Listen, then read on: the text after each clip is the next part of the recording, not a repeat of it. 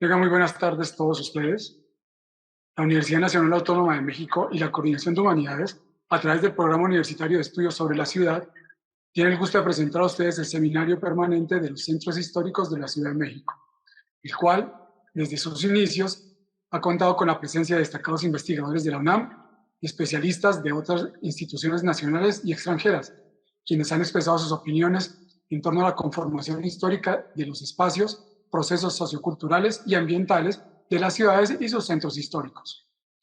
Continuando con la temática establecida para este año en el seminario, la cual es vivienda y habitabilidad en los centros históricos, el día de hoy damos la bienvenida a nuestra ponente, la doctora Pamela Ileana Castro Suárez, del programa de Maestría y Doctorado en Urbanismo de la UNAM, que nos hablará de su investigación intitulada Hacer ciudad en la ciudad, habitabilidad de vivienda vista desde el urbanismo. Por otra parte, los comentarios de esta ponencia estarán a cargo de la urbanista Iris Infante Cosio, coordinadora nacional de obras y proyectos del Instituto Nacional de Antropología e Historia, INA. Bueno, antes de leer la semblanza de la doctora Castro, me permito recordar algunos elementos de la sesión. Les pedimos por favor que nos apoyen escribiendo en el chat su nombre completo e institución de inscripción. Igualmente, les rogamos que apaguen sus micrófonos durante la sesión. Al finalizar la participación de la doctora Castro y de la urbanista Iris Infante, se abrirá una sesión de preguntas y respuestas.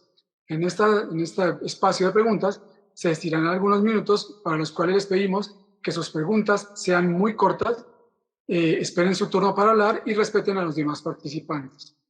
En la plataforma de Zoom existe la opción de levantar la mano. Para ello deben dar clic en el botón que dice participantes. En la parte de abajo viene una opción que dice levantar la mano. Bueno, sin más preámbulos, leo la síntesis curricular de la doctora Pamela Castro.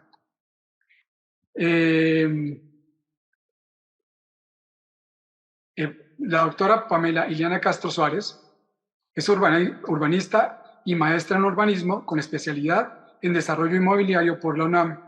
Es doctora en urbanismo por la Universidad Oxford Brookes del Reino Unido. Es profesora de la licenciatura y el posgrado en urbanismo de la Facultad de Arquitectura de la UNAM desde el 1994 a la fecha. Su experiencia profesional: desde el 1992 es consultora en planeación urbana y ordenamiento territorial en campos como la valoración masiva de catastros, estudio de impacto urbano, de prevención de delito e instrumentos de desarrollos urbanos, entre otros. Desde 1997 a la fecha es profesora en el área de proyectos y recientemente en el área de historia y teoría en la licenciatura de urbanismo, así como en el campo de desarrollo inmobiliario en el posgrado de urbanismo de la UNAM. Fue docente invitada en la Escuela de Ambiente Construido en la Universidad de Oxford Brookes del Reino Unido y es ponente regular en el Diplomado Habitabilidad, Espacio Público y Ciudades Seguras en la Universidad Iberoamericana y en la UNAM. Como investigadora, ha participado recientemente en el proyecto Horizonte 2020, que llevaba el nombre La Ciudad Cohesiva, abordando la estigmatización en colonias en desventajas. El proyecto fue para la Unión Europea con la convocatoria en el 2016. Igualmente, participó en el proyecto Planear la Ciudad: ¿quién, cómo y para qué?, para la elaboración de materiales didácticos para niños, niñas y adolescentes sobre la planeación urbana para el Instituto de Planeación, Democracia y Prospectiva, el IPDP, en el 2022. Fue coordinadora general de la licenciatura en urbanismo de la Facultad de Arquitectura de la UNAM entre el 2013 y el 2021. Entre sus publicaciones más recientes están Los niños, agentes de cambio en el diseño de la ciudad, Does Space Matter? Positioning Building Environments for Co-Creation in Mexico City. Perdón por mi inglés.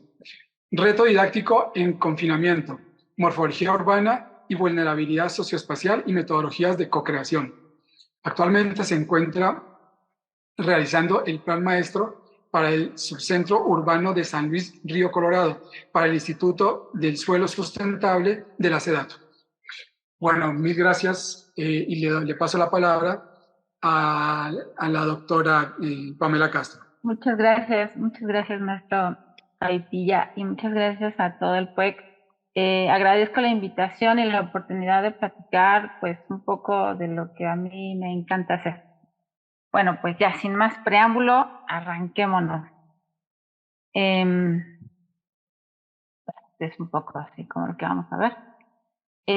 A ver, vamos a ver sobre el concepto. El concepto lo vamos a pasar rápido, pero bueno, a nivel internacional la ONU lo especifica y se refiere sobre todo al espacio habitable y que tiene que cubrir contra el frío, humedad, calor, lluvia y viento.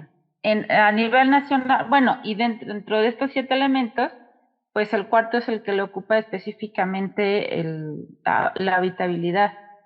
En la Ley de Asentamientos Humanos, Ordenamiento Territorial y Desarrollo Urbano, pues también dice que que la habitabilidad o la vivienda habitable debe crear condiciones para que los espacios públicos para las condiciones básicas, materiales y de infraestructura. En la ley de vivienda del 19, pues igual. O sea, bueno, aquí lo amplía un poco más. Dice, el lugar de la vivienda se deben de poder desarrollar actividades de reunión o descanso y debe tener condiciones, también hace referencia a la situación física de la vivienda, la superficie, altura, ventilación, iluminación natural, y también esto de baño, cocina, estancia, comedor y recámara. Más adelante, la norma oficial mexicana de vivienda, que está definida en el 2020, pues también asegura, pues, siguen un poco los lineamientos de la ONU y entonces también dice, es exactamente lo mismo, seguridad física para sus habitantes y que proporciona un espacio habitable. En el caso del CONAVI, con Infonavit, también sigue los mismos lineamientos de la ONU, son de los 7 elementos. Y bueno, aquí también se refiere a la seguridad física, al espacio suficiente, al frío, humedad, calor, que proteja a las personas de todo esto. Bueno, y hace referencia, es una cuestión como muy gráfica, como lo pone CONAVI.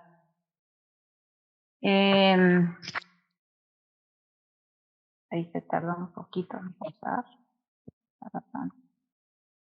Ahí está. Bueno, entonces, el marco normativo se fija sobre todo en aspectos físicos y materiales de la vivienda, bueno, en lo que a habitabilidad se refiere.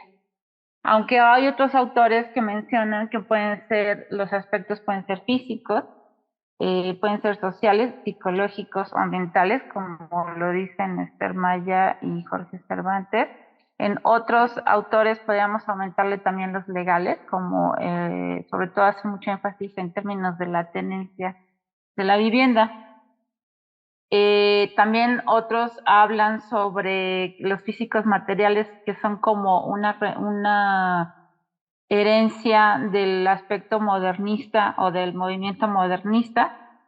Y bueno, yo creo que en legales, además, yo le añadiría que también tiene que ver con los derechos humanos. También desde el punto de vista de los derechos humanos se habla sobre habitabilidad y podría ser una derivación del derecho a la ciudad. Me parece que estas son como cuestiones muy importantes y son los avances que se han dado a través de muchas luchas de muchas personas para tener esto. Eso es indiscutible y es muy importante.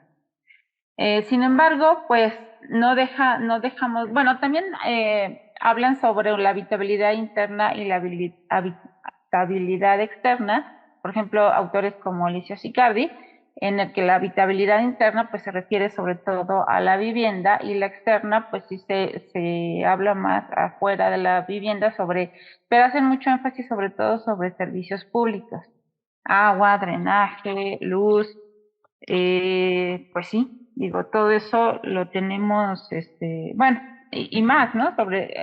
Últimamente lo han estado abriendo más el concepto sobre la movilidad, el emplazamiento, los espacios públicos, las infraestructuras, mobiliario urbano, equipamientos y hasta el transporte público.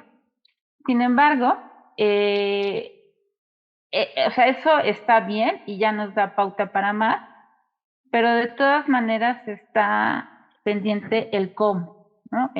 Parece que nos faltan tal vez ya no nos falta tanto el decir cuál sería la habitabilidad externa, pero sí cómo llegaríamos a ella. Y sobre eso es lo que yo quisiera platicarles. Y sobre todo en la Ciudad de México, en el centro histórico, pues porque en el centro histórico es una situación peculiar que a pesar de tener como muchos equipamientos y está conectado por todas partes, en otros términos es un espacio deficiente. Entonces, bueno, a ver, seguimos. Urías, por ejemplo, habla de que hay una deficiencia en el entendimiento de la habitabilidad. Él sobre todo lo vio hacia Guadalajara, pero que bueno, que la normatividad le hace falta, eh, pues, mayor claridad. Sobre todo me parece a mí que le falta regir sobre una cuestión que ahorita voy a hacer más énfasis. O sea, hablan sobre todo sobre vivienda, que está bien, pero nos está quedando chico pues para hablar de estas otras cosas.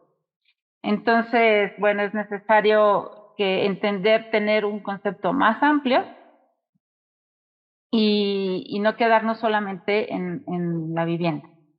A ver, para entender un poco de en lo que estamos platicando, en lo que nos estamos viendo en el centro histórico, conforme a los datos abiertos de la Ciudad de México, hice ahí una indagación superficial sobre, por ejemplo, los mercados que hay en el centro histórico, y en la parte azul no hay un solo mercado. En la parte esta rosita hay uno, y bueno, ya después en las otras, en la parte verde hay 4 y en esta parte de acá hay 3. En el caso de las guarderías, no nos ponen la ubicación, los datos abiertos. En el caso de guarderías, no hay una sola guardería en todo en esta zona rosa. Hay 2 hacia el norte y 3 y 4 también hacia el sur. Después, en el caso de los centros comerciales, pues aquí sí vemos muchos más puntos, hay 104, pero estos en realidad la inmensa mayoría se refieren a plazas, centros comerciales. Las otras son tiendas de autoservicio, pero como verán son muy poquitas, y las tiendas departamentales son como tipo Liverpool, eh, pues, estas cosas, y Palacio de Hierro, todas esas. En el caso de los deportivos, pues no contamos, o sea, con deportivos públicos, no contamos con deportivos en el centro histórico, de acuerdo a los datos de, de la Ciudad de México. Yo sé que sí hay canchas, o sea, sobre todo canchas para fútbol y demás, pero supongo que no están cuantificadas dentro de esto de los deportivos. Entonces, como vemos, para las actividades como cotidianas en el centro histórico, pues no hay muchas facilidades. Nos faltarían datos como las escuelas públicas, los centros de salud, también para ver la distribución, que es bueno, pues me empieza a doler de repente amanezco y me duele la panza, ¿verdad? Y entonces, ¿hasta dónde tendrá que ir? O si tengo niños en la escuela primaria, ¿cuánto tienen que caminar? Bueno, a mí me parece que todo esto esta idea o esta imagen del elefante es un poco como lo vemos en el urbanismo, en la arquitectura, en todos los profesionistas que abordamos la ciudad, como que vemos cachitos de lo que es la problemática. Y en algunos de estos cachos, algunos de estos pedazos, pues hay mucha legislación. Tal vez estemos hablando sobre lo mismo, pero no estamos viendo la gran foto, de big picture, ¿no? Entonces, me parece que se hablan mucho o está bastante legislado sobre lo que sería toda la ciudad y después hay un salto hacia lo que es la vivienda. Y en la vivienda es lo que vemos muchísimo, todo lo que debería de haber, metros, materiales, estructuras, baños, en fin, todas estas definiciones. Sin embargo, yo creo que entre la ciudad y la vivienda, pues hay un gran espacio y sobre todo los que nos gusta estar estudiando sobre el espacio público, pues no se ve muy reflejado hasta apenas, pues recientemente diría yo, que es el espacio público. Entonces, la SEDATU, a mí me parece que parte de la habitabilidad exterior tendría que venir en este ámbito del espacio público. Saca, bueno, en el 17 la Constitución dice que se refiere a bienes comunes que cumplen una función social, educativa, cultural, lúdica o recreativa. Pero sin embargo, la norma de espacios públicos de SEDATU, pues es esta. Esto es lo que tenemos, ¿no? Áreas verdes, plazas, planadas, miradores, después infraestructura, así lo ponen, pues. O sea, áreas verdes, perdón, se me pasó decirles primero, la definición del espacio público según la SEDATU es esta de acá. Las áreas, espacios abiertos o predios de los asentamientos humanos destinados al uso, disfrute o aprovechamiento colectivo de acceso generalizado y libre tránsito. Hasta ahí, pues estamos de acuerdo, pero cuando empiezan, son considerados con bienes inmuebles de uso común de dominio del poder público, dices, ay, ya, espérate, a ver, ¿cómo estuvo esto? Bienes inmuebles, dices, no, o sea, eso son otra clasificación. Me parece que, o sea, va por otro lado, pero bueno, además esto, yo estoy juntando ahorita habitabilidad externa con espacio público y en este caso no serían. Además, no estamos en un estudio de lo que es la norma del espacio público, pero bueno, además juntan como niveles de servicio que es como capacidades, y esto se refiere sobre todo a equipamientos. El espacio público dicen que tiene que ser de uso colectivo, de acceso generalizado y libre en tránsito, totalmente de acuerdo, pero bueno, yo creo que cuando platicamos con nuestros colegas nos dicen que esta norma fue sobre todo ay, le dicen como de categorización, o sea, como de empezar a nombrar lo que existe y después van a venir qué se debe de hacer en qué cosa. Entonces, bueno, ojalá. Pero bueno, yo creo que sería que tenemos que entender mejor el espacio público, porque a mí me parece que sobre eso es en lo que estaría la norma, en lo que debería de haber una reglamentación sobre el espacio exterior, o sea, bueno, el espacio público, pues. Ahorita a mí me quisiera platicar sobre cómo podríamos hacer eso o sobre las limitaciones que yo le veo que ha tenido. Entonces, bueno, pues en esto de entender mejor el espacio público, yo creo que tenemos que empezar a estudiar bien el espacio público y no solamente darlo por default. O sea, todo el mundo dice, pues sí, ya sabemos de qué son las cosas, las calles, los parques, como estaba acá, ¿no? Las áreas verdes, las plazas, los espacios deportivos. Pero yo entiendo que esta es una ley federal, pero cuando me empiezan a hablar de los malecones y estas cosas, dices, creo que tiene que haber una como regionalización de la norma, ¿no? Definitivamente, si estás en la Ciudad de México, bueno, pues el malecón ya nos quedó a varios kilómetros alejados. Entonces, están los muelles y los malecones, puentes marítimos, entonces debería de haber una regionalización. Ahí ya sería como una primera escala. Sin embargo, yo creo que esto no es suficiente.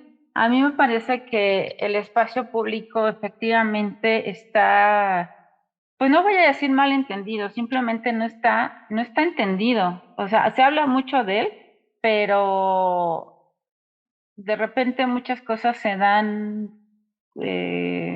por default.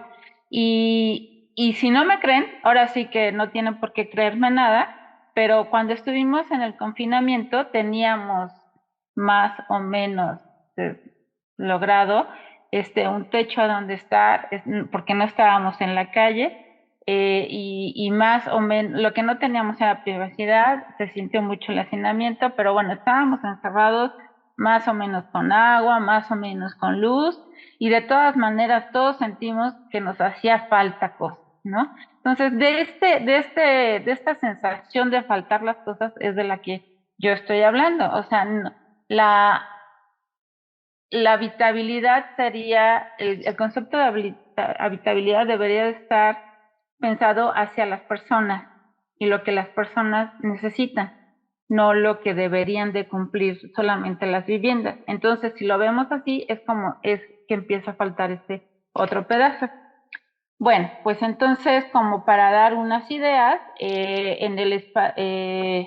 porque me solicitaban que hablara, por ejemplo, sobre cómo le podemos hacer, por dónde podría venir una regeneración o una recuperación del centro histórico en este sentido.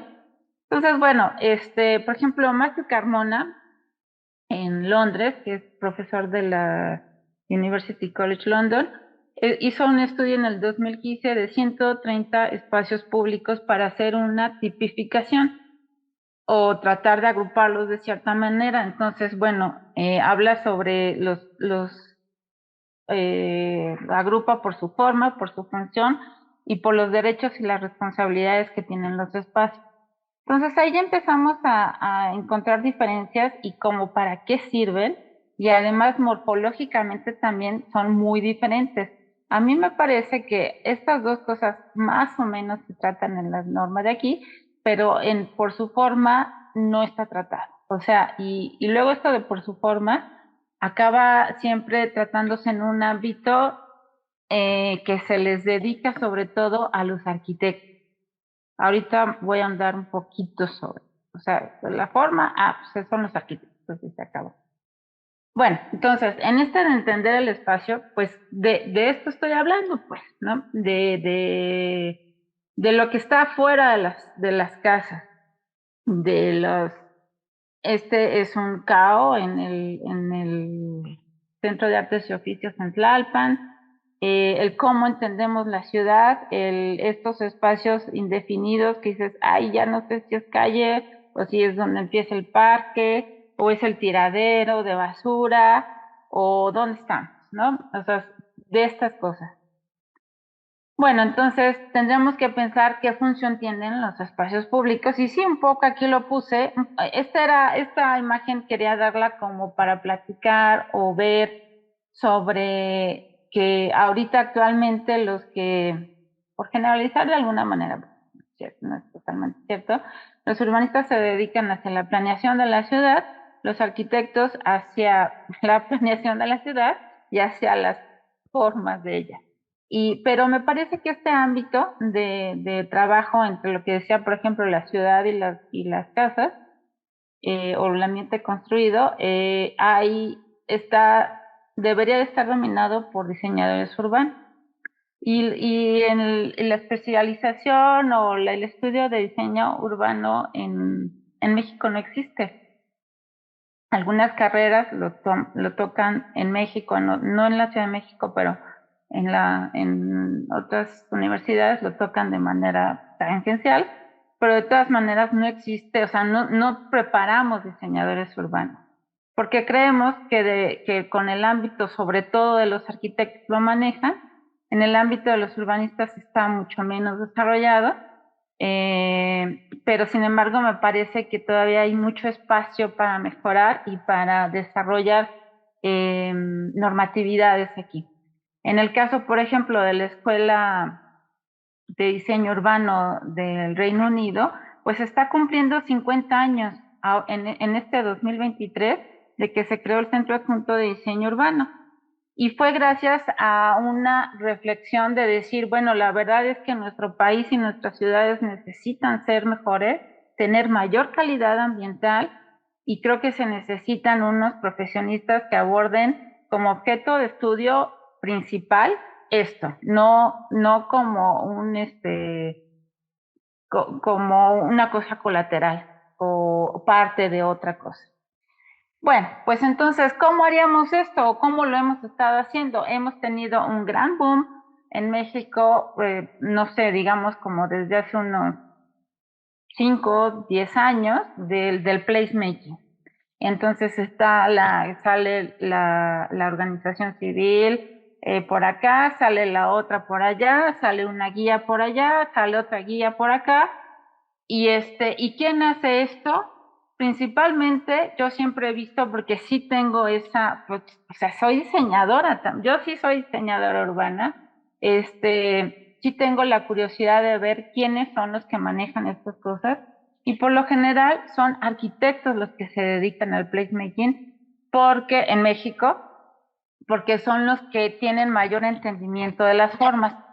Sin embargo, y también ya he estado estudiando, no todo lo que se ha hecho en Sedatu ahora con el mejoramiento urbano, sin embargo, me parece que todavía hay un espacio para que la gente desarrolle sentimientos de apropiación o que se vea que están satisfechas sus necesidades mientras estos espacios. Entonces, más o menos ya identificamos cómo se deben de hacer los espacios. Sin embargo, todavía no hay ninguna normatividad que exija que esto se hagan de esta manera. Entonces podemos seguir hablando y diciendo y platicando que deberían de tener esto, que deberían de tener aquello, pero la verdad es que no hay todavía una normatividad que exija una cierta calidad. No solamente la cantidad ni la existencia, sino la calidad de esto. Es más, en cuanto a calidad, yo sí tengo la experiencia de que he estado platicando mucho sobre calidad y pues en el peor de los casos te ven como bicho raro y dices, ¿de qué estás hablando? O sea, estás viendo como cuánto significa en pesos esto. No está, pasa un poco como cuando le dicen a los niños, come porque hay no sé cuántos niños en África que no comen. Es o sea, dice, pues no estás viendo las necesidades de vivienda, ¿cómo me estás hablando de la calidad de los espacios públicos?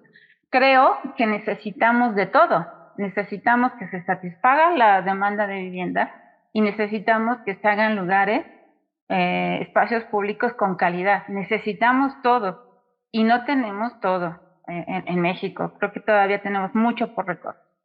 Entonces, bueno, pues sí, que hace un gran espacio, ya lo sabemos y creo que todos lo sabemos, de mejor o de mejor manera, más claramente o menos, que sean accesibles, que estén bien conectados, que sean cómodos y sobre todo que atraigan a las personas. Hay un clásico del diseño urbano, los ambientes responsables, Responsive Environment. Me parece perfecto el título y por eso lo traigo, porque son ambientes responsables para las personas, no para que queden bien, no para que sean muy bonitos, no, que respondan a las necesidades de las personas. Es muy difícil hacer talleres de diseño urbano, sí, sí lo es, pero es más difícil hacer lugares que no respondan a las necesidades y que estén ahí por 50 o 30 años. Eso es más difícil de sostener.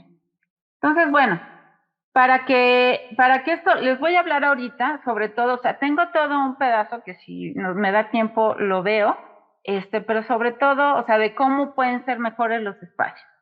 Pero la experiencia es que al estar hablando de la calidad de los espacios públicos, en todo caso sería para la habitabilidad, que logramos la habitabilidad exterior, el gran pero o el gran limitante es el dinero, la inversión o quién lo va a pagar, en términos llanos. ¿Quién lo va a pagar? Nadie lo quiere pagar. Es así como, pues sí, ojalá que esté, pero pues a ver si el municipio, a ver si la alcaldía, a ver si el desarrollador, o a ver si los vecinos se organizan y empiezan a modificarlo. Total que no tiene, o sea, todo el mundo les saca al bulto y entonces por eso, yo creo que en parte por eso están como están. Es muy difícil. Y la otra cuestión es que todo el mundo piensa o está como muy establecido que como los espacios públicos no generan, no se pueden vender, pues entonces es pues como ponerle dinero bueno al malo. Pero esto no es cierto. O sea, una cosa es que no se puedan vender y otra cosa es que no generen valor. Entonces, bueno, de la Harvey nos dice que los espacios públicos pueden ser un fondo de consumo, que es el uso que todos le hacemos, pero también son un capital fijo. Y entonces, como capital fijo, bueno, como elementos físicos, pues sí son el marco para el uso y el consumo de las cosas, y aquí son como las características de vecindad, de uso múltiple, que ahí ya las empezamos a encontrar en la normatividad, pero también son bienes intermedios, bienes de producción intermedios. O sea, muchos de nosotros, o la inmensa mayoría, todavía no se ha cuantificado cuánto de la producción interviene en los espacios públicos. No les puedo decir un porcentaje, pero de que influyen, influyen. Mínimo diría yo un 80%. O sea, para ir a las calles, para transportarnos, para ir y hacer negocios, para consumir, todo esto. Entonces, bueno, eh, en fin, aquí vemos la primera aproximación. Entonces, ¿cómo tendrían que ser los espacios públicos para cumplir con estas cosas? Bueno, pues primero que nada se componen de las interacciones de las personas. Eso es lo primero. Lo segundo es que también son, o sea, los espacios públicos no solamente son los muros, las rejas, los pavimentos, son las interacciones que hacemos en ellos y los resultados y un eterno círculo en el que interactúas conforme a lo que estás viendo. Y todo esto además, por si no fuera lo suficientemente complicado, hay un componente de tiempo, que suceden en un mismo tiempo y suceden en diferentes tiempos. Los espacios influyen no solamente en un mismo tiempo, sino que influyen en el tiempo. En fin, ahora, ¿cómo crea valor el espacio público? Pues crea mediante, si tienes vecindad o la cualidad de aproximación, crea valor o crea minusvalor, o sea, sí influye en una economía. Entonces, si pasan cosas positivas, socialización, juegos, etcétera, la gente quiere estar ahí y se sube el valor. Si están tirando basura, si están en consumo de drogas, si han pasado algunos robos o demás delito, empiezan a bajarse el valor.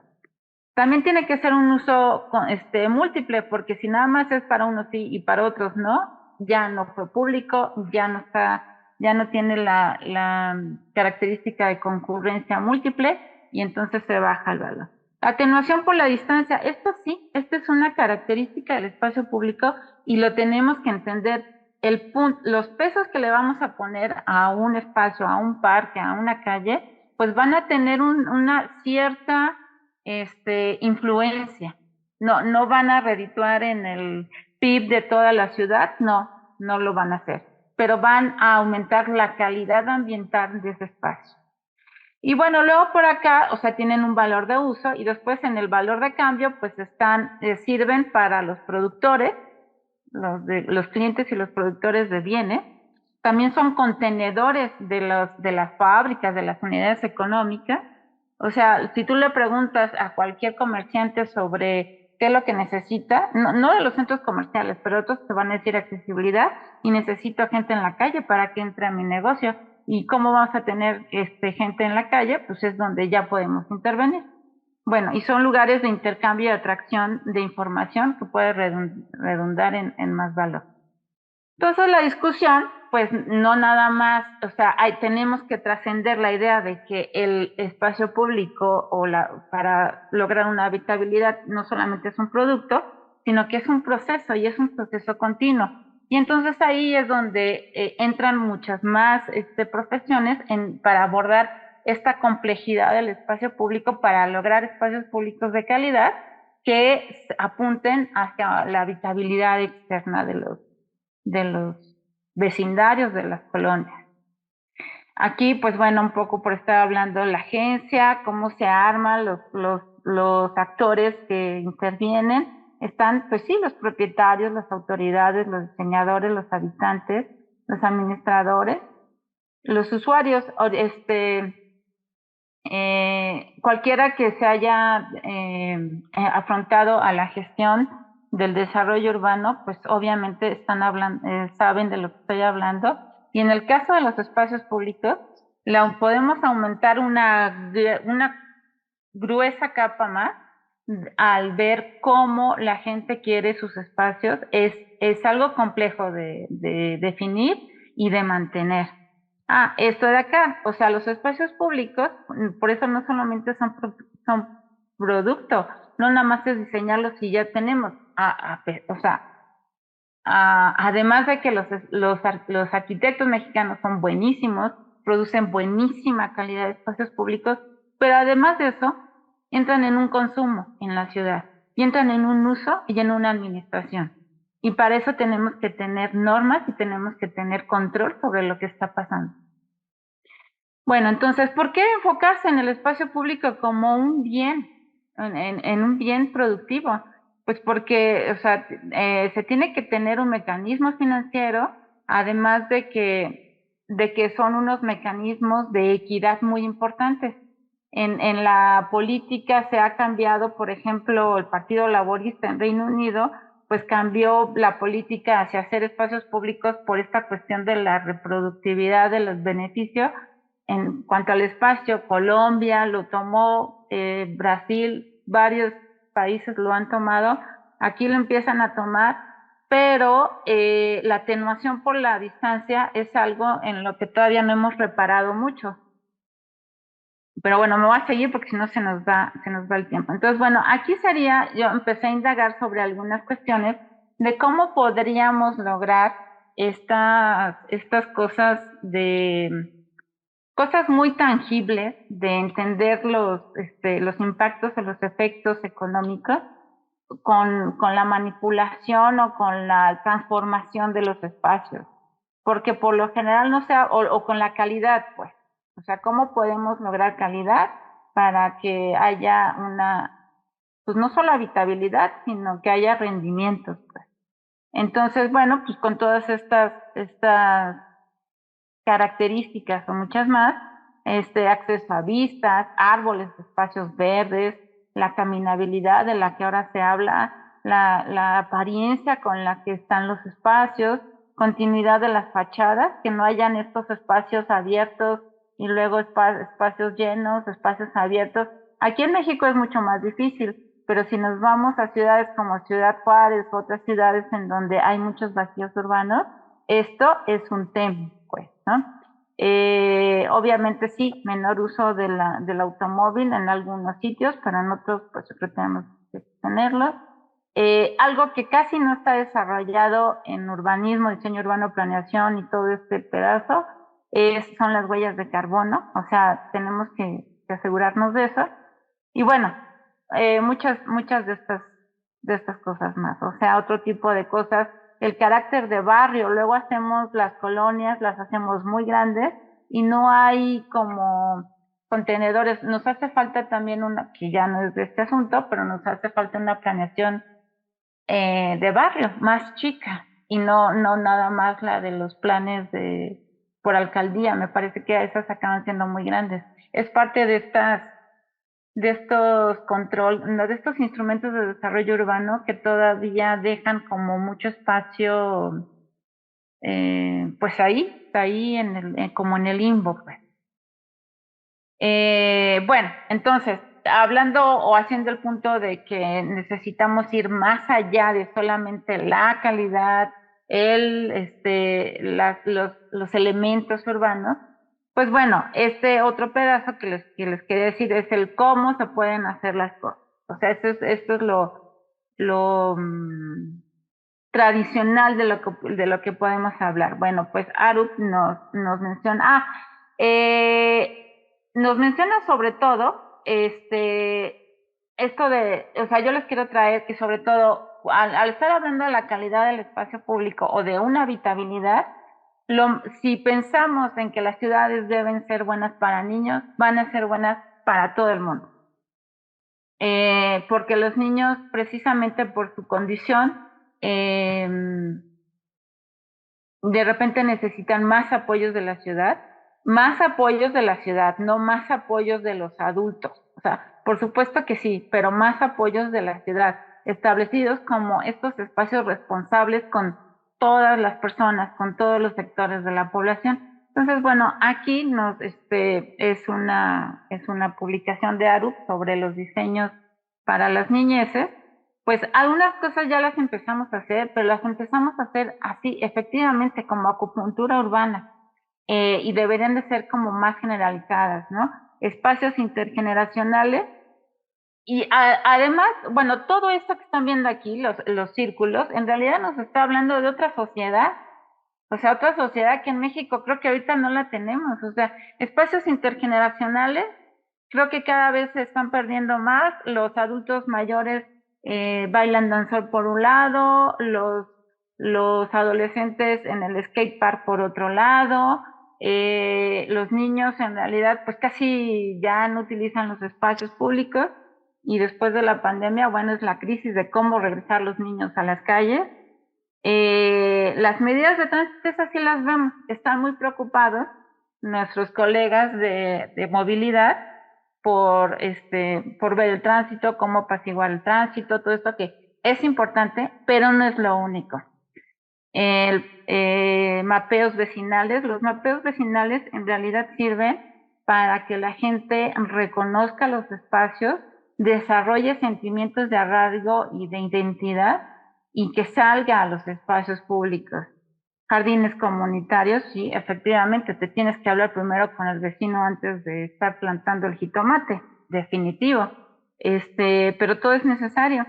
Las calles para jugar, todavía gente de mi generación y antes jugamos en las calles. Ahora acá en cada generación de mis alumnos les pregunto hasta cuándo jugaron en las calles. Desde hace 2 generaciones me dijeron, no, yo nunca jugué en las calles. Bueno, pues ese día el corazón se me encogió más, ¿no? Eh, y eso no puede seguir pasando. O sea, eso es parte de la habitabilidad. O sea, ¿cómo es posible, no?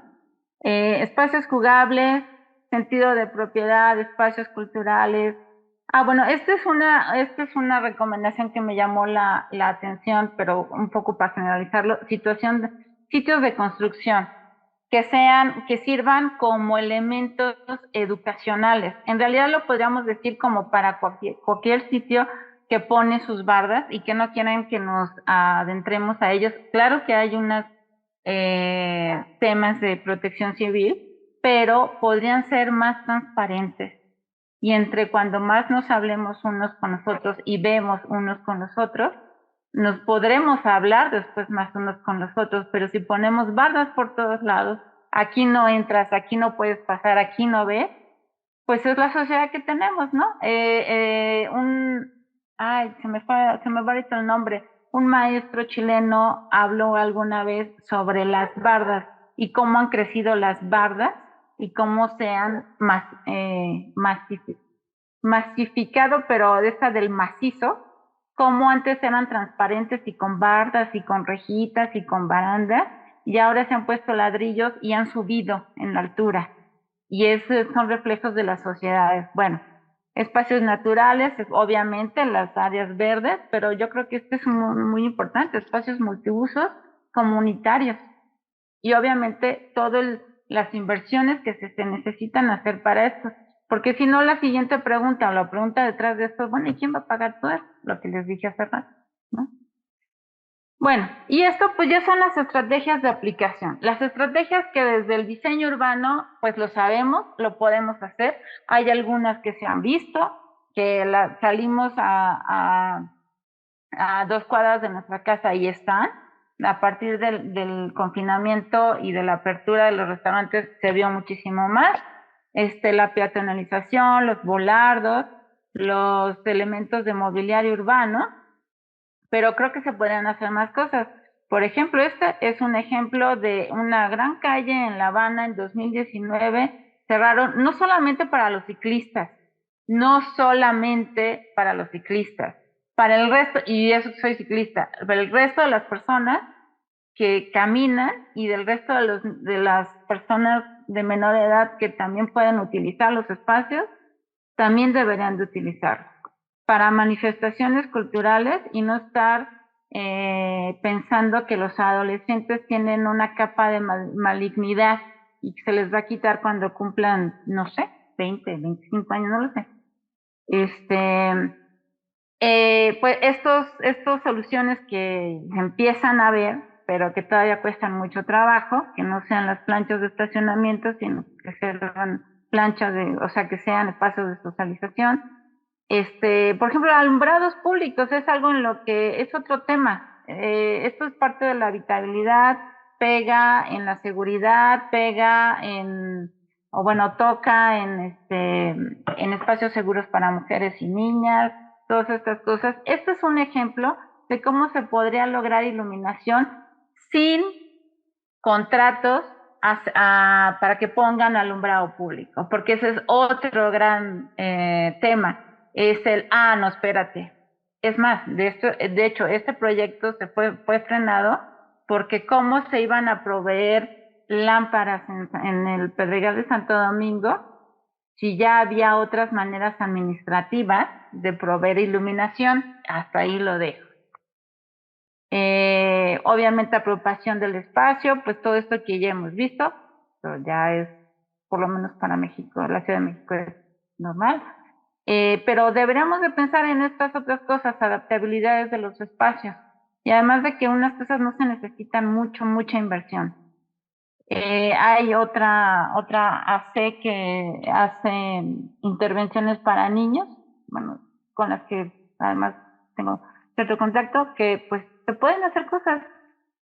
Las estructuras temporales, esto también le da vitalidad al espacio, le da ocupación, y no solamente al espacio, más bien a las personas, les da oportunidad de conocerse y en dado caso, primero lidiar con las rencillas, hasta cierto punto, claro, y después ocupar los espacios. Entonces pueden hacer intervención. Además, siempre hay nuevos talentos artísticos que se quieren manifestar y se quieren manifestar en estos espacios. Los mobiliarios, los artistas, las esculturas y obviamente, pues, ¿qué les digo? Ya van a venir también todos estos eventos que son muy buenos, indiscutible, pero que no solamente pasen en Paseo de la Reforma. Entonces, debería de hacer una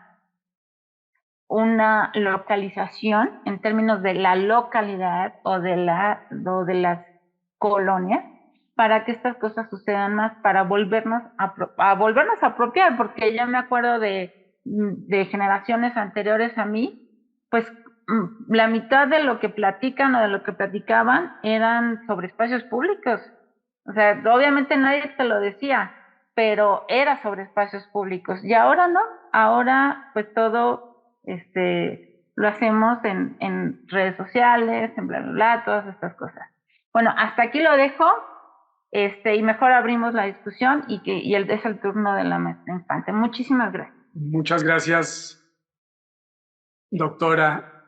En verdad, una ponencia bastante concreta y que nos abre muchísimas perspectivas acerca del espacio público, del entendimiento del espacio público como elemento de las condiciones de habitabilidad del centro histórico. Siempre cuando hablamos de habitabilidad nos concentramos en la parte del elemento construido de los edificios, de las edificaciones, y se descuida la parte del espacio urbano. Obviamente, cuando hablamos de condiciones de habitabilidad, el ser humano, si bien pasa mucho tiempo al interior de sus espacios, de sus propios espacios de trabajo o de habitación, también pasa un gran porcentaje en el espacio público. Y usted nos pone bastantes puntos para pensar y para reflexionar. Bueno, no empleo más tiempo. Bueno, me permito leer la la semblanza, la síntesis curricular de la urbanista Iris Infante Cosio. La urbanista Iris Infante Cosio es coordinadora nacional de obras y proyectos del INA. Es urbanista por la Universidad Nacional Autónoma de México. Se ha especializado en temas sobre la gestión de ciudades, los centros históricos, el patrimonio cultural urbano, planes de manejo en sitios históricos, dirección de proyectos y obras públicas para la recuperación de inmuebles patrimoniales y regeneración urbana. Se ha desempeñado profesionalmente en los sectores académico, privado y público. Colaboró en el Programa Universitario de Estudios sobre la Ciudad del PUEC de la UNAM y posteriormente en la empresa Urbamex Consultores SC. En el sector público participó en la Coordinación Nacional de Monumentos Históricos del INA en temas de atención a monumentos históricos y zonas afectadas por desastres naturales. Estuvo al frente de la Unidad de Estudios y Catalogación de la entonces Dirección de Patrimonio Cultural Urbano en la Secretaría de Desarrollo Urbano y Vivienda del Distrito Federal, hoy Ciudad de México. Y posteriormente estuvo a cargo de la Jefatura de Estudios y Proyectos en la Autoridad del Centro Histórico, en donde participó en la elaboración del Plan Integral de Manejo del Centro Histórico de la Ciudad de México, emitido en el año 2011.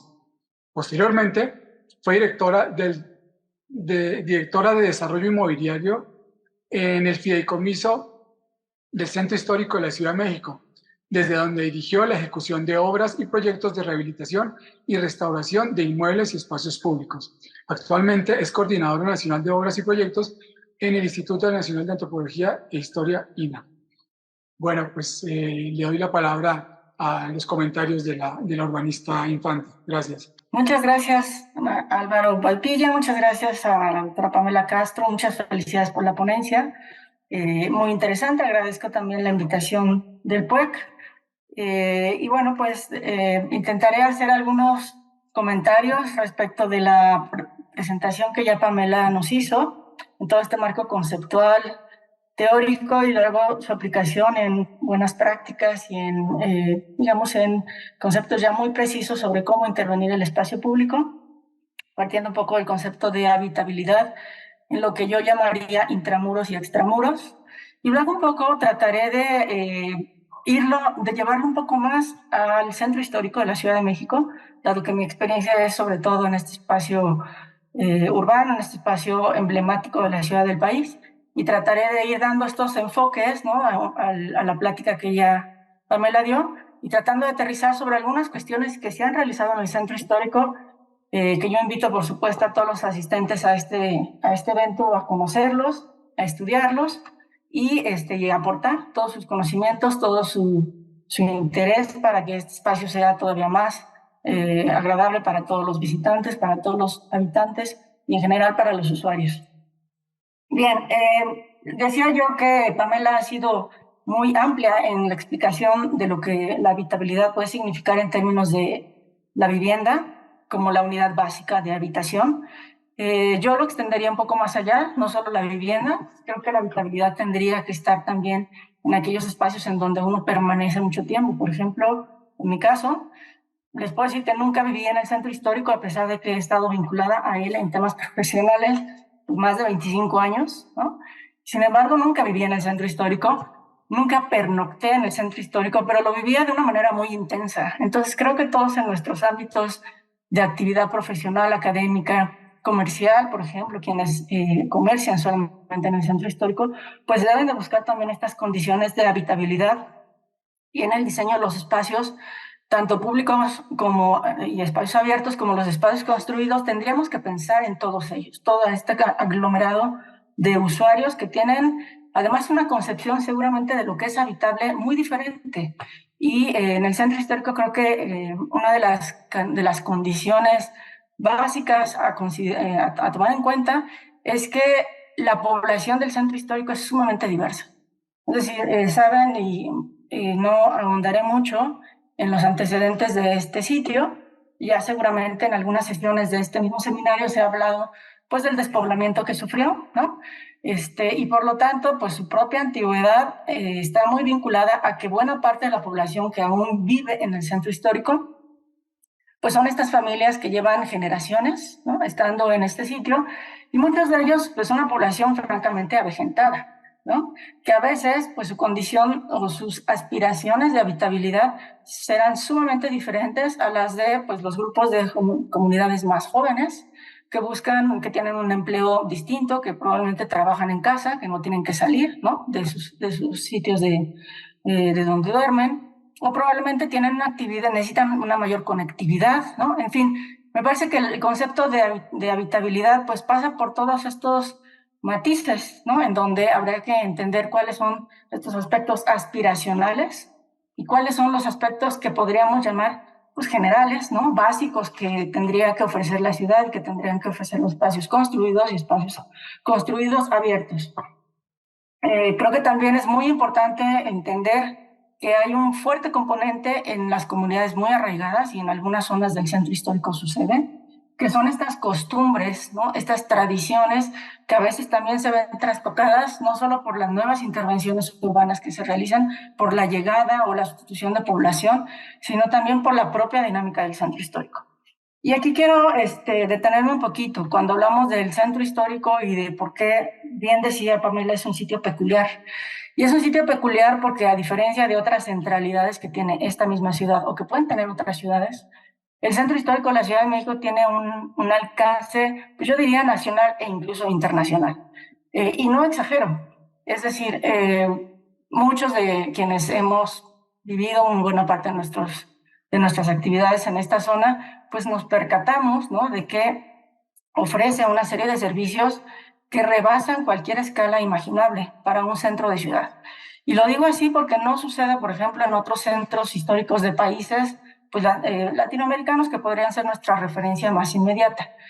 Lo que sucede en el centro histórico de la Ciudad de México de verdad trasciende a la región metropolitana, por supuesto a su ámbito administrativo local también, pero a la región metropolitana, a la región, digamos, todo lo que podríamos llamar como esta gran área central del altiplano del país, pero yo no sé si algunos de ustedes lo hayan percibido, si se haya comentado en este seminario. Aquí llegan productos que van a Guatemala, que van a Belice, ¿no?, que van, por supuesto, a Estados Unidos. O sea, en realidad la importancia de este sitio no es solo geográfico, no es solo histórico, es una importancia funcional, es una importancia, pues, que por supuesto tiene su origen como el gran detonante de todo el desarrollo urbano de esta zona del país.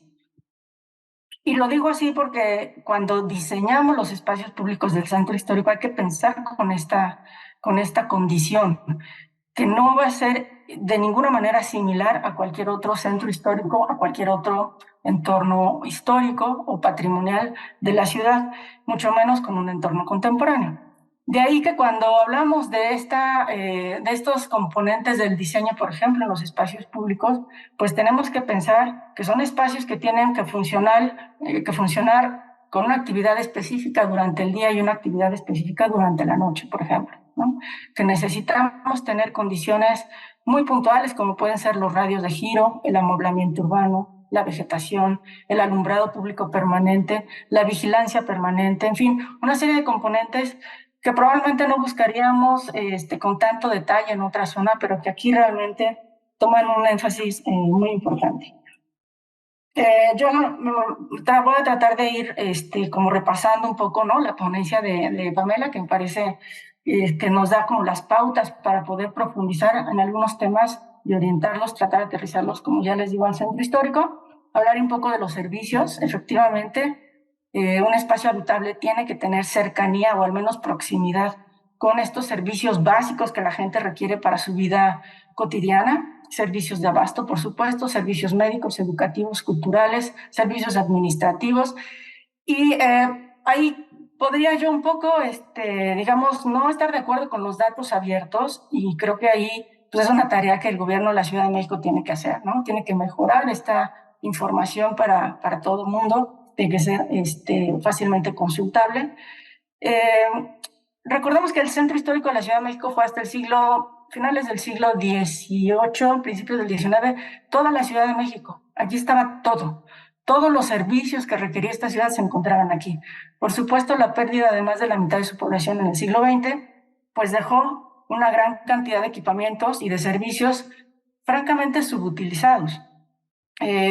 No, yo les podría asegurar, y a lo mejor en otra oportunidad podríamos compartir algunos datos más duros, ninguna zona de la ciudad tiene la cantidad de escuelas, por ejemplo, que tiene el centro histórico.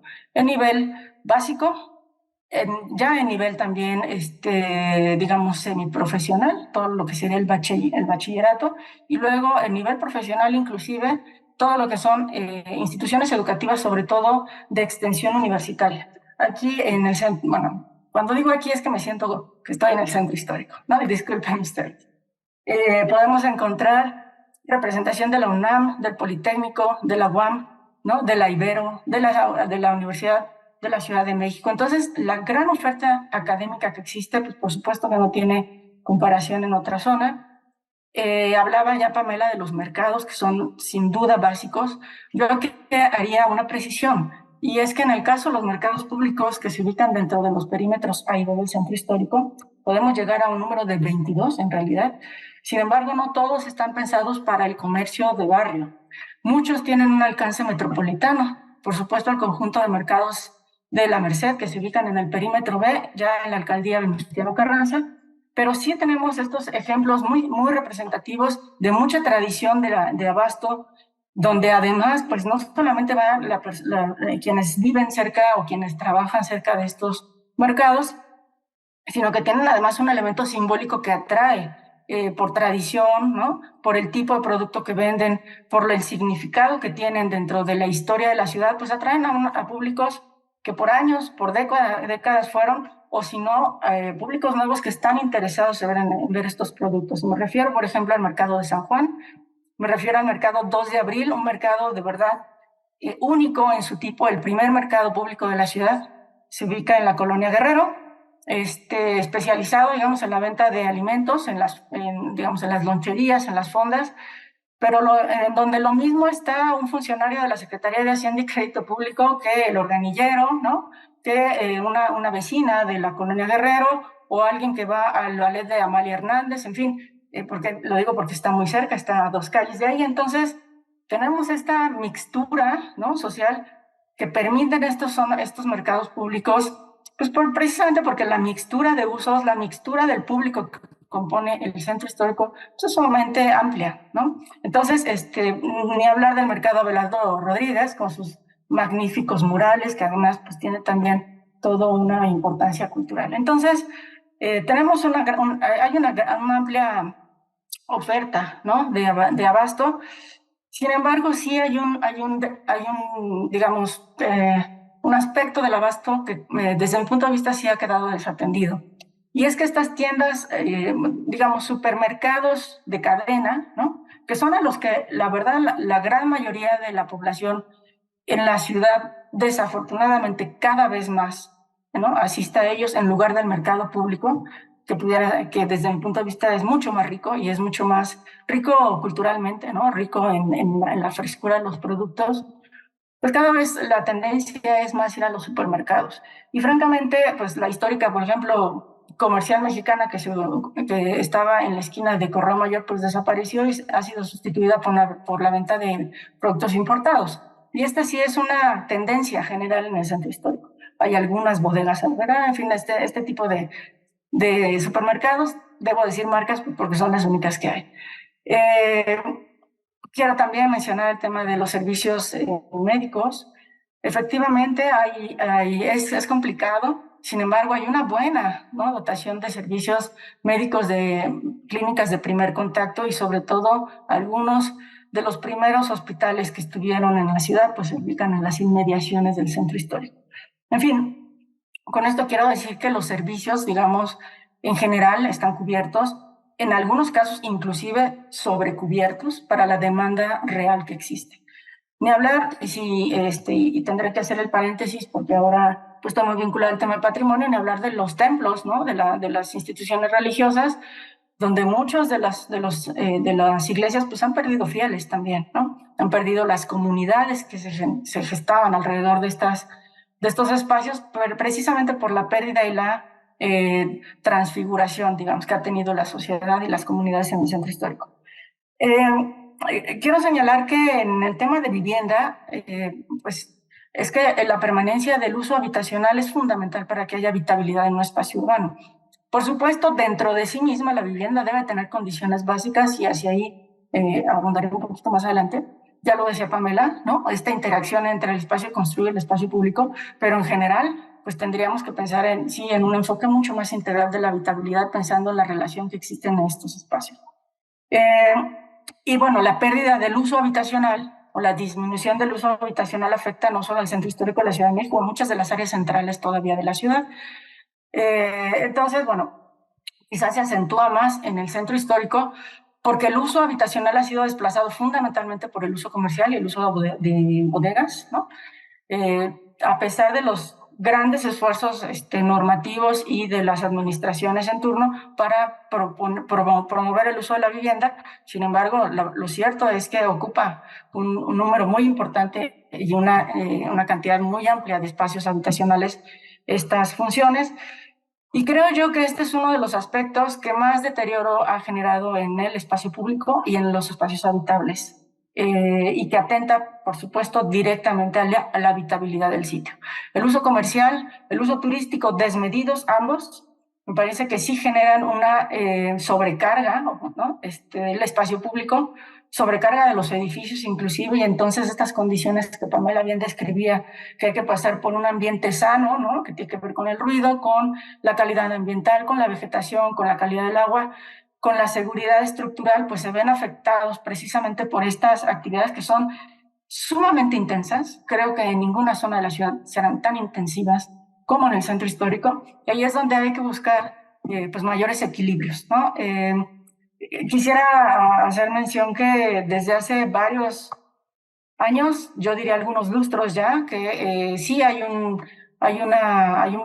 planteamiento muy específico para recuperar estas condiciones de habitabilidad en el centro histórico de la Ciudad de México, que ha pasado por no solo la parte normativa, sino por la parte estratégica, por la parte académica y por la parte de la acción directa. Yo considero que desde el año 2000 a la fecha prácticamente ha habido un proceso ininterrumpido de intentar mejorar estas condiciones de habitabilidad en el centro histórico. Ya mucho se ha escrito, ustedes lo pueden consultar en los planes integrales de manejo, el primero de 2011 a 2016 y luego el de 2017 a 2022. Actualmente entiendo que se estará publicando un nuevo plan integral de manejo para el centro histórico, que es un instrumento obligatorio por estar el sitio inscrito en la lista de Patrimonio Mundial por la UNESCO y que, digamos, estamos apegados a la Convención de París del 72, pero también son instrumentos estratégicos que tratan de romper esta barrera normativa que Pamela decía, ¿no? Bueno, ¿cómo lo aterrizamos? ¿Cómo aterrizamos este marco normativo que a veces además parece de una escala pues como contraria, ¿no? A espacios tan pequeños, relativamente pequeños como puede ser el centro histórico? Bueno, estos mecanismos, estos planes estratégicos tienen precisamente ese sentido, ¿no? Plantear las estrategias, los proyectos específicos que hay que realizar, pero algo que me parece sumamente importante y que ayuda a que no se quede en letra muerta es que estos programas sí se publican, al menos el primero. Entiendo que el segundo también se publica en el periódico oficial de la ciudad, en la Gaceta Oficial de la Ciudad de México, y además tienen un presupuesto por detrás, lo cual es fundamental, y bien lo decía Pamela, ¿quién lo va a hacer? ¿Cómo se va a mantener? ¿Cuánto le cuesta a la ciudad? ¿Cuánto nos cuesta como ciudadanos? Bueno, en el centro histórico, más o menos en términos generales, podríamos decir que la inversión acumulada de cada año puede superar los 500 millones de pesos, que ninguna otra ciudad en el país me parece que los puede tener. Sin embargo, siempre serán insuficientes ante la demanda de personas, es decir, de la densidad que tiene esta zona, de la cantidad de externalidades y de también aspectos internos que componen este espacio complejo, este espacio público, el gran espacio público de la ciudad, pues digamos que podríamos decir que es el centro histórico. Y entonces, ¿cómo compaginar estas imágenes y estos criterios que Pamela decía de generar espacios efímeros, por ejemplo, ¿no? Donde podemos tener algunas construcciones temporales que hagan un poco más interesante algunas calles del centro histórico, o cómo generar mejores áreas caminables o cerrar un día cierta calle, ¿no? Creo que esas intencionalidades de alguna forma se han venido reflejando en las intervenciones que se han realizado en la zona, creo yo con mucha calidad, pero la verdad es que falta mucho por hacer. Yo considero, y siendo ya un poco más crítica de lo que hemos hecho, porque me ha tocado ser parte de este proceso, eh, creo que estamos todavía muy lejos de poder decir que hemos superado las deficiencias que el centro histórico acumuló durante por lo menos la segunda mitad del siglo XX. O sea, estamos todavía muy lejos en el sentido de que todavía hay grandes desigualdades entre algunas zonas recuperadas del centro histórico en su perímetro A y las zonas más olvidadas del perímetro B. Las condiciones de seguridad no son las mismas, las condiciones de presión del uso en el espacio público no son las mismas, la calidad de las infraestructuras no son todavía iguales, y hacia eso tenemos que avanzar con estas ideas que plantea Pamela, recuperando, criticando y mejorando lo que hemos hecho en los años anteriores para tratar pues de dirigirlo hacia los sectores menos atendidos, que todavía son muchos, pero creo que han marcado una pauta. Por ahí veo algunas de los comentarios que se hacen en el chat, creo que al final se hablarán. Simplemente decirles que la recuperación del centro histórico fue del centro hacia la periferia. Nos falta mucha periferia del centro histórico todavía por atender. Creo que hay pautas, creo que estos estudios y estos planteamientos que se hacen, estos comparativos con lo que la normatividad en nuestro país plantea y cómo se está viendo el tema en otros espacios urbanos, en otras ciudades, en otros países, ayuda a enriquecer el diálogo, a mejorar las intervenciones. Finalmente quiero hacer el énfasis en algo que comentó Pamela y que me parece crucial. Sí, se necesitan más planificadores urbanos, sin duda. Se necesitan más urbanistas, sin duda, enfocados al diseño y a la planeación de los espacios públicos. Creo que cada vez hay más, sin embargo, creo que debemos de impulsar que haya todavía más participación, inclusive de otras disciplinas, por supuesto, para que sea realmente un espacio público que responda a todas estas complejidades que se presentan en los espacios urbanos, no solamente ahí, sino solamente en el centro histórico. Y creo que también se requieren muchos más urbanistas, muchos más planificadores urbanos y especialistas en las ciudades que estudien los entornos históricos. Las ciudades, y lo decía el título de la presentación de Pamela, la ciudad se puede hacer desde la ciudad, no necesariamente en los territorios más alejados, no necesariamente en los territorios degradados, alejados. Hay mucho por hacer en las zonas centrales.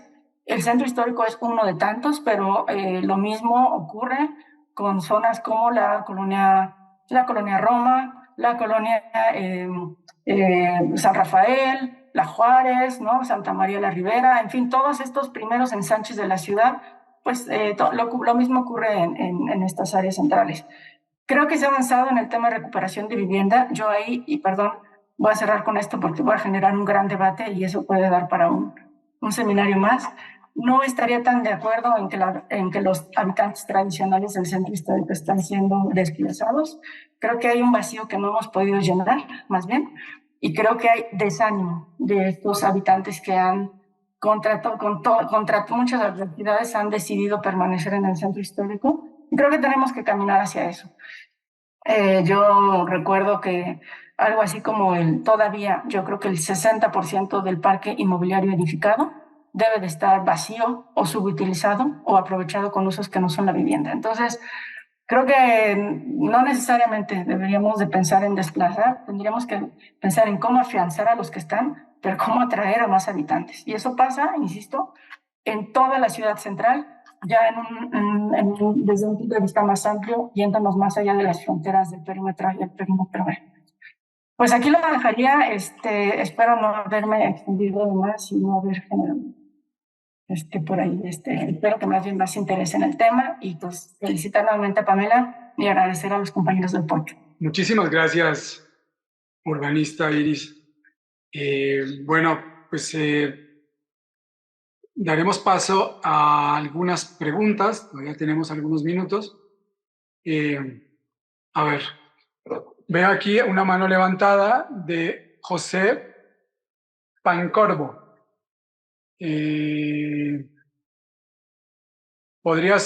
José, podrías hacernos la pregunta? Buenas tardes. Sí, buenas tardes. Saludos aquí desde Ecuador, ¿no? Buenas tardes desde Ecuador. Sí, yo Hasta soy Ecuador. economista, trato tema mucho urbanismo y para mí México es mi segunda tierra. Fui mucho a Obregón, a Estado de Sonora y conozco bastante bien Ciudad México, ¿no? Era solamente un comentario, ¿no? Yo creo que un gran problema que pasa con los espacios públicos, yo hace años trato estos temas, ¿no? Me parece a mí que el tema de la inseguridad se ha convertido en un gran problema, ¿no? Por ejemplo, aquí en ciudades como Guayaquil, ustedes saben que eh, Ecuador se ha convertido lamentablemente en un foco rojo muy triste, ¿no? De violencia, ¿no? No tiene nada que envidiarle a ninguna ciudad en América Latina de violencia, ¿no? Está ocurriendo un hecho muy curioso. Los espacios públicos están siendo cerrados prácticamente por las personas que viven en los barrios. Están cerrando la parte peatonal porque no encuentran que la seguridad sea capaz por la policía y te encuentran que los pasos públicos se cierran por los propios ciudadanos como una especie de autodefensa, ¿no? Y se convierte en la zona de espacios públicos, se sienten como zonas peligrosas, ¿no? Son elementos que creo que no podemos dejar de ver, que la violencia ha convertido, quizá la pirámide de Maslow se ha invertido y la parte más importante de la seguridad por el tema de la violencia, ¿no? Y creo que son las cosas que más nos está afectando, ¿no? Y luego también algo que decía la profesora Pamela y también la profesora Infante les decía también, yo creo que está el tema también del tema holístico, ¿no? Realmente yo creo que hay un fenómeno de que no se ven los problemas del centro histórico de forma muchas veces general. Yo soy origen cubano, ¿no? Y algunas cosas que soy Lea, que para descanse, falleció, unas cosas que intentó él de resolver, salvar un poco el centro histórico de Cuba, de La Habana, fue eso, tratar de que hubiese vida permanente de personas, ¿no? Yo vivo y trabajo vivo mucho tiempo en León, en España, en una zona histórica muy interesante, donde el barrio húmedo, un barrio muy histórico, se colocaron zonas de seguridad para que los vehículos pudieran pasar por las personas mayores que viven en la ciudad. Y esto, disculpen, digo, porque creo que es un caso muy interesante, ¿no? Se pusieron un sistema japonés muy moderno donde la persona pasaba una tarjeta para que solamente pasaran los carros del barrio, las personas que vivían. Pero no se percataron que el 70% de esas personas son personas mayores de 70 años, con vehículos con más de 50, más de 30, más de 20 años. Con lo cual, la pobre persona, cuando ponía la tarjeta, le volvía a subir el sistema de seguridad y le dañaba el cárter del vehículo. O sea, como un ejemplo de que hay que ver por la parte holística, ¿no? O Ciudad Obregón, por ejemplo, también el caso, o mismo en general, muchas ciudades, sobre todo en Obregón fue donde yo más vi ese tema, ¿no? Muebles urbanos en zonas interesantes, pero metálicas, en ciudades donde la temperatura es de 40 grados, 15 sienta en un asiento y te das cuenta que es un problema, punto de vista holístico, ¿no? Disculpen la interrupción, pero me parece muy interesante que están ustedes tratando. Yo conozco también el centro histórico y, por ejemplo, le pongo una nota. Yo fui con mis hijos que no conocían el centro histórico cuando cumplí 60, tengo ahora 65, y fui al Zócalo. Y a ellos les preocupó un poco porque el Zócalo se veía no muy iluminado, ¿no? Otra vez está de más iluminación, pero el día que fuimos, y como yo vine ahora aquí en Guayaquil, aquí en Ecuador, en la ciudad de Santo Domingo, se sentían como inseguros, ¿no? Porque notaban mucha oscuridad. Entonces, algo que decía, creo que fue la profesora Infante, la necesidad de la iluminación es fundamental. Muchas gracias, era eso. Muchas gracias, José, y gracias por seguir nuestro seminario. ¿Alguna acotación de la doctora Pamela o de Iris acerca de lo que nos dijo José? Definitivamente el tema de inseguridad, yo lo he pensado mucho, sí, o sea, sí veo, yo he visto sobre prevención del delito de, a través del diseño ambiental que le dicen, el CEPTER. Eso es un ámbito en el que podemos, como urbanistas, podemos intervenir. Pero este otro nivel de inseguridad que estamos viviendo en todos lados, me parece que es mucho más difícil de manejar por nosotros. Creo que hay temas de parte de seguridad, de la Secretaría de Seguridad, pues. Aunque platicaba una profesora, ahorita no tengo el nombre aquí, pero participó en el Congreso de la ANPUD, una colombiana, en el que a ella le tocaba, bueno, pues que voy a platicar, ¿verdad? Seguramente Álvaro lo sabe mejor. Antes, hace no sé, 20, 30 años no podían salir, como platicaba ahorita José, y con la regeneración de estos grandes espacios, regeneraciones intraurbanas de estos como planes maestros, ahora en Bogotá, ahora pueden salir. Y entonces ella cuando tenía 20 años, 20 y tantos, no podía salir, y ahora que sus hijos están en esa edad, pueden salir. Entonces, esta es una de las herramientas que en el mejoramiento del espacio público puede lograr. Pero para lograr esto, pues sí se necesitan esfuerzos coordinados, grandes y grandes inversiones para reconquistar los espacios. Yo me acuerdo que con el PUEC hemos trabajado en diferentes épocas y alguna vez platicábamos de que se tiene que prácticamente es como una guerra, vas ganando territorio cuadra por cuadra para la gente, ¿no? Entonces, y para eso, pues prácticamente tienes que ser pues como estratega y ahora según yo, lo malo de todo eso es que cada vez hay menos creencia de que eso es posible. O sea, dan menos recursos para toda la parte del hábitat y todos los recursos se van pues para seguridad o para otras cosas, pero no para estas posibilidades que tiene la regeneración urbana. Iris, ¿tienes alguna? Sí, Adelante. yo pues comentaría que en el centro histórico, al menos, por lo que apostamos fue al contrario, quitar las barreras. O sea, creemos que el espacio público abierto, el más vigilado, el que más se use, es el más seguro. Y la defensa, o sea, es decir, es imposible tener un policía, ¿no? En cada esquina, es imposible tener, Claro. pues, monitoreado, porque además yo recuerdo una encuesta de percepción de seguridad que se hizo por ahí del 2012, y la gente no quería a la policía en las calles, ¿no? Se sentía vigilada, se sentía cohibida en sus actividades cotidianas. Entonces, es un poco este juego, ¿no? O sea, hasta dónde sí la presencia policial y hasta dónde no. En lo que todo el mundo coincide es que uno se siente más seguro donde hay gente, ¿no? Gente con cierta escala, porque si yo pregunto a los vecinos de la colonia Guerrero en cada día de San Judas, pues a lo mejor no les gusta, ¿no? Ese nivel de concentración de visitantes, pero digamos, en una escala adecuada, también a las dimensiones de la calle y a los usos que hay, me parece que entre más uso es mejor. Ahora también, la seguridad no solamente es en el espacio público, hay que cuidar la seguridad al interior de los inmuebles. En estas áreas históricas y en estas varias áreas con cierta antigüedad, pues la morfología de algunas de los edificios tienen estos patios, ¿no? A veces casi, además muchos de los ejercicios que se hicieron en el 85, pues tenían esta intención de generar espacios públicos dentro de las unidades de vivienda, ¿no?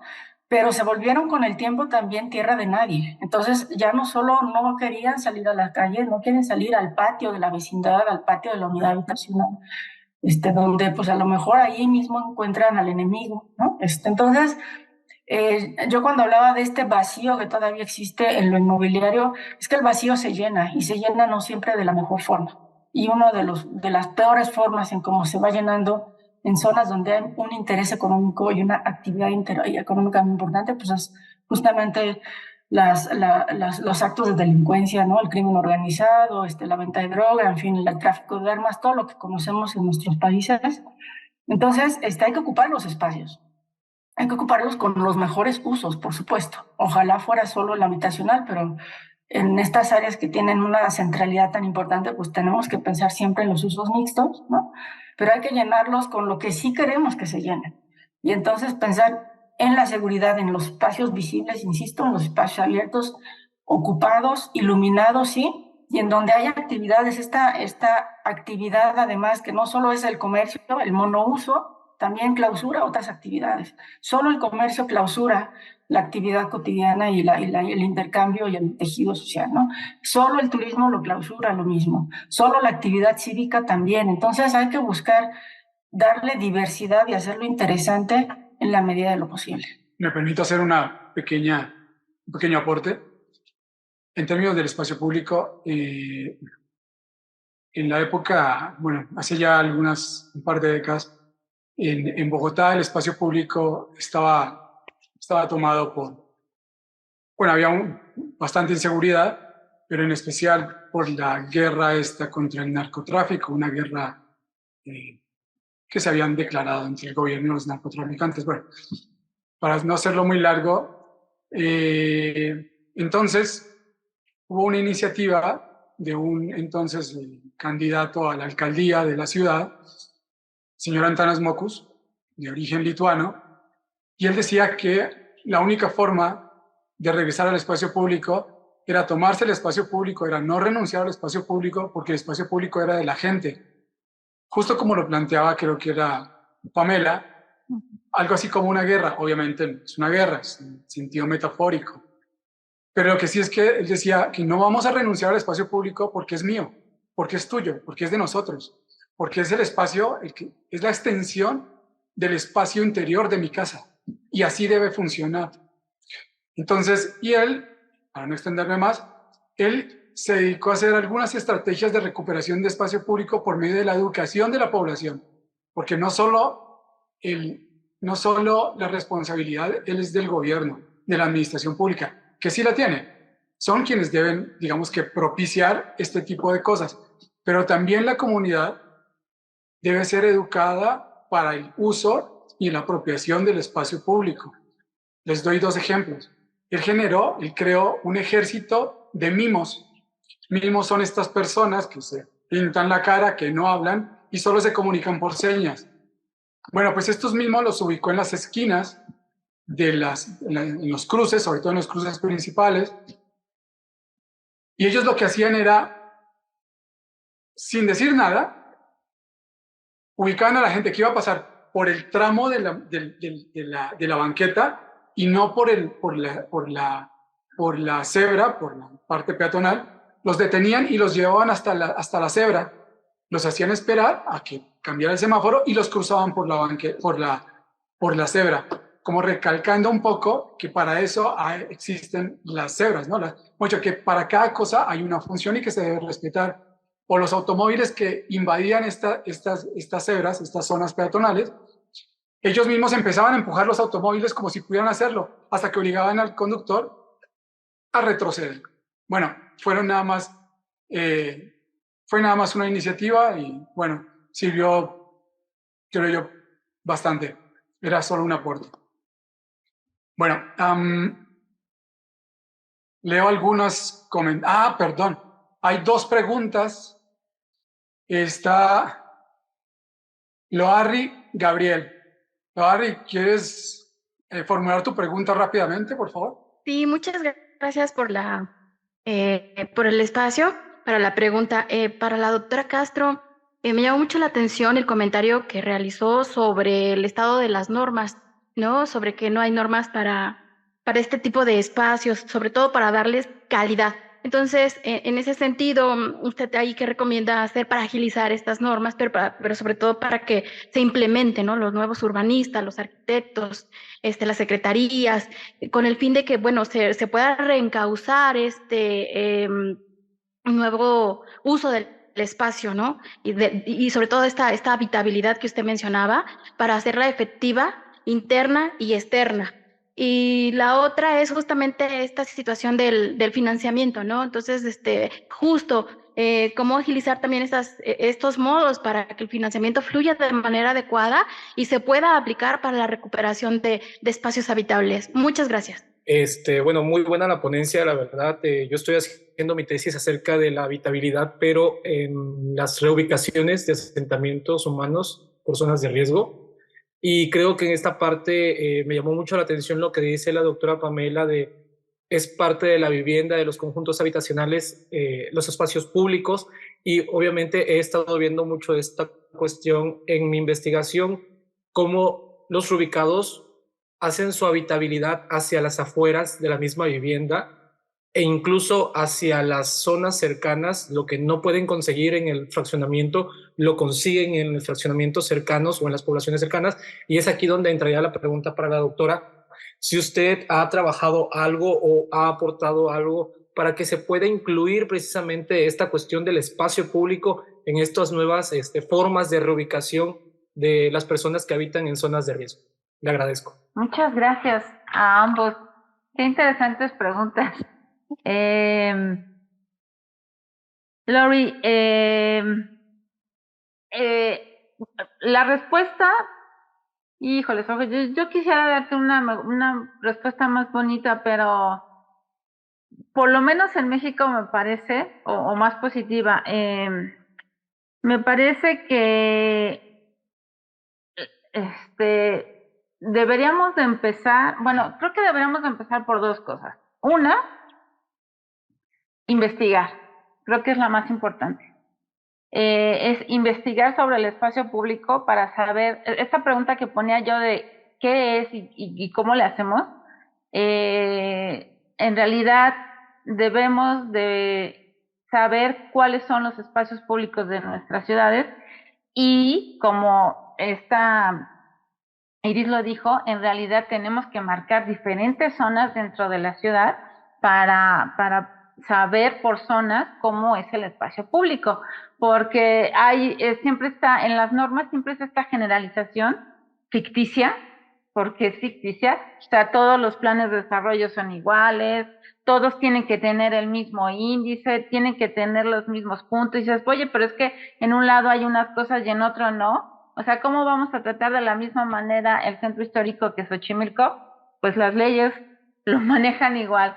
Y además, dicen, cuando tratamos de incluir estas variedades desde hace mucho tiempo, no, a todos los académicos nos ven así como locos que en realidad, según ellos, no estamos en el frente de los golpes y entonces por eso decimos esas cosas.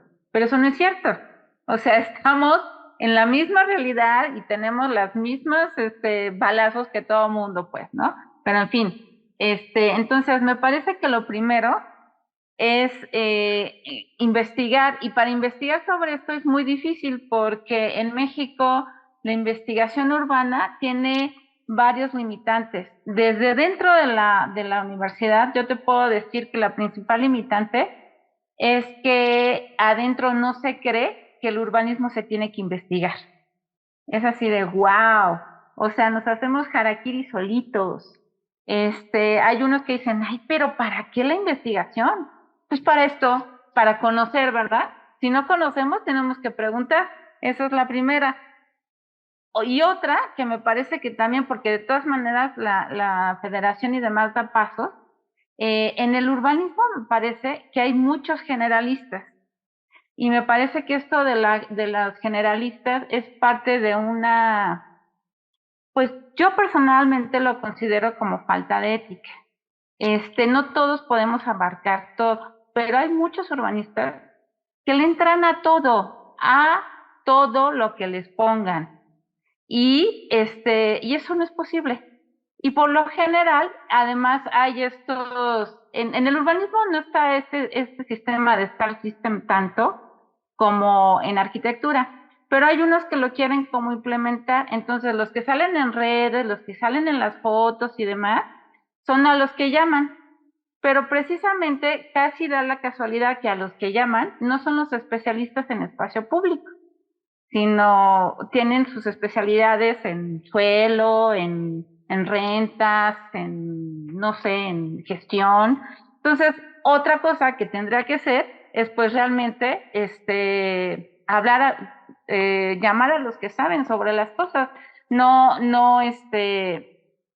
los que dicen que saben de todo, porque en realidad no saben, nadie sabe de todo. O sea, si yo tengo algo en los pulmones, no voy a ir con un cardiólogo.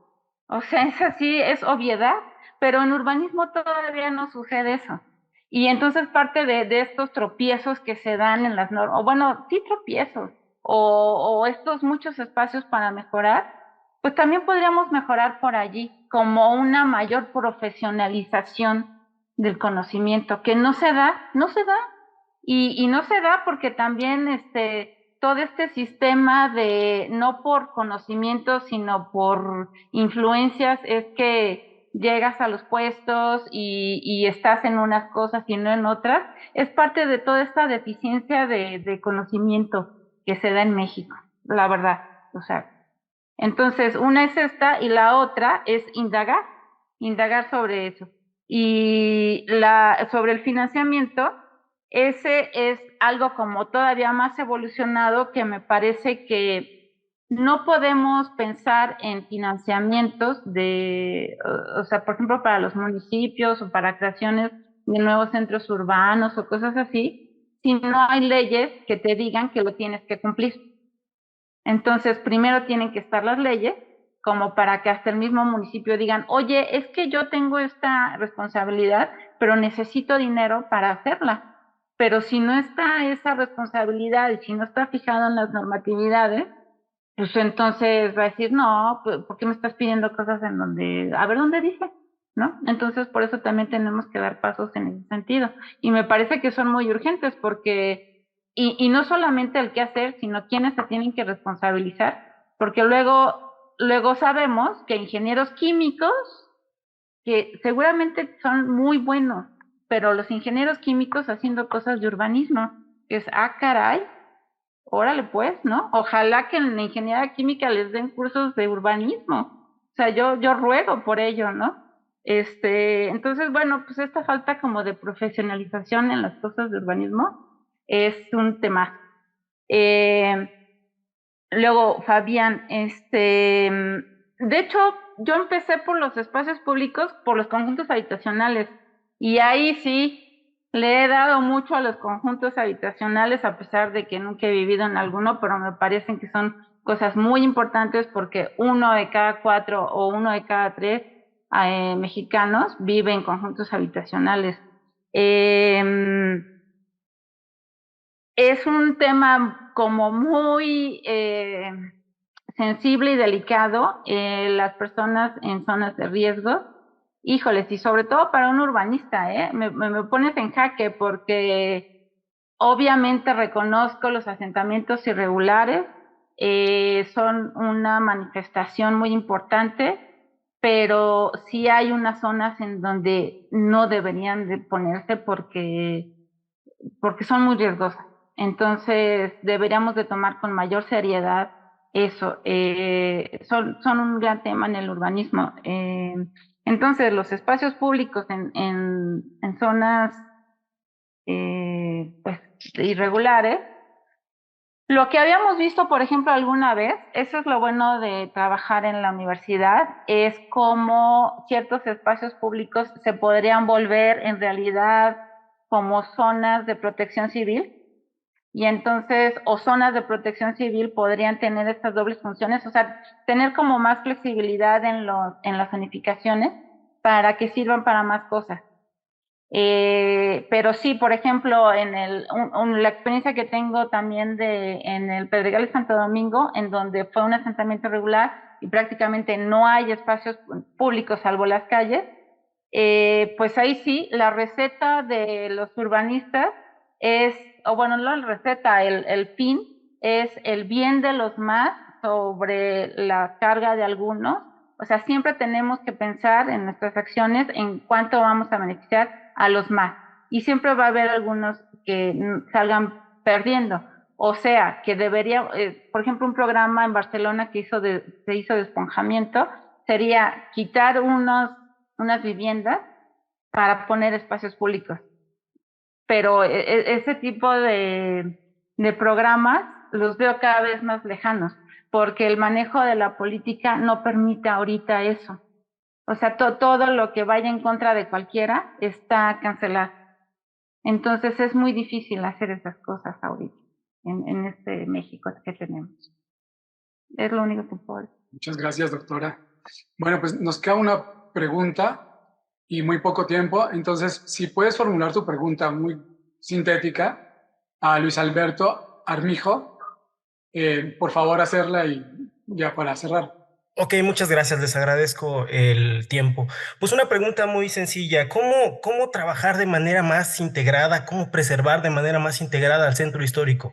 Es decir, porque parece como que cuando uno vive el centro histórico, parecen dos o tres centros históricos, no es el mismo centro histórico el de la calle Madero, que el de la Merced, ¿no? Que el de la Lagunilla. Es decir, ¿cómo integrar al centro histórico sin que presente la fragmentación que presenta? Gracias. Yo creo que es para Iris, ¿no? No sé qué piensa Iris. Y si quieres, yo doy algunos comentarios a Luis Alberto. Pues es que sí, efectivamente, no es un centro histórico homogéneo y no puede ser un centro histórico homogéneo, porque nunca lo ha sido. O sea, regreso al comentario que hice durante mi exposición. El centro histórico era la ciudad. O sea, es como, ¿no? Ahora pensar la ciudad pues que una colonia o una alcaldía es igual a otra, ¿no? O sea, tiene estas diversidades de origen. Lo que sí tenemos y además eso es lo que le da valor. Justo que si vas a la zona de la antigua Merced vas a encontrar el comercio tradicional, ¿no? Estas viviendas mucho más populares, vas a encontrar más actividades en la calle. Y si te vas a la zona financiera de Madero o zona turística, pues vas a encontrar atractivos de esa índole. Y si te vas a la zona del sur de la Alameda, pues vas a encontrar también el comercio de medio mayoreo, ¿no? Y vas a encontrar, o sea, en realidad, pues esto es lo que le da riqueza también al centro histórico. Creo que lo que sí tendríamos que hacer es trabajar en los equilibrios, pero a nivel de la calidad urbana que tienen estos espacios. Es decir, que no uno esté por debajo del otro en temas de seguridad, en temas de eficiencia de los servicios públicos, de las infraestructuras, de la calidad edilicia, ¿no? De la seguridad que tienen sus habitantes.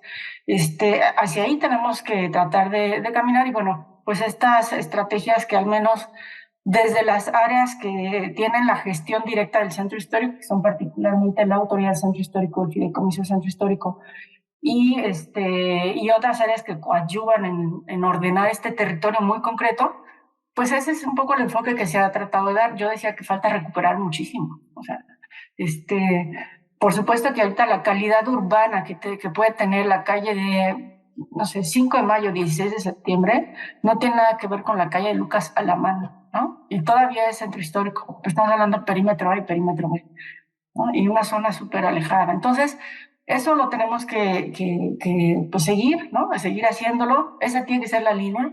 No podemos pensar en que debe de haber desigualdades urbanas que impacten negativamente en las comunidades y en la población. O sea, eso creo que es la línea que hay que seguir. Y creo que se ha venido haciendo, pero falta muchísimo. O sea, el centro histórico, porque además ya arreglaste algo, ¿no? Y tienes que regresar a mantenerlo porque otra vez pues el uso intensivo, otra vez el mal uso, ¿no? Otra vez lo desatendiste un poquito y entonces ya se apoderaron ciertos grupos. Entonces, o sea, es un tema de estar recuperando y conservando y manteniendo y no alejarte, no dar por terminada la tarea de un sector. El centro histórico es inacabable en ese sentido. Muchísimas gracias. Ha sido una sesión bastante enriquecedora. No sé si la doctora Pamela quiere agregar algo antes del cierre. Bueno, ¿No? podemos platicar mucho, pero no, muchas gracias. Muy bien, Iris. No, pues muchas gracias, muy interesante. Muy bien. Bueno, pues le agradecemos mucho a nuestro público, por decirlo de alguna manera. Esperamos que nos acompañen en las próximas sesiones. Ya casi está lista una sesión para finales del mes de octubre.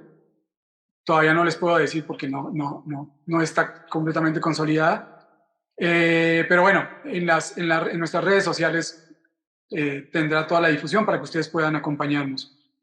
Sin más por el momento, y en nombre de nuestro director, el doctor Javier Delgado, pues le agradecemos a nuestra ponente, la doctora Pamela Castro, a nuestra comentarista, la urbanista Iris Infante, por esta sesión tan enriquecedora. Y bueno, y pues los invito a que nos sigan tanto en nuestro seminario, en centros históricos, como en los otros seminarios que lleva a cabo el PUEC.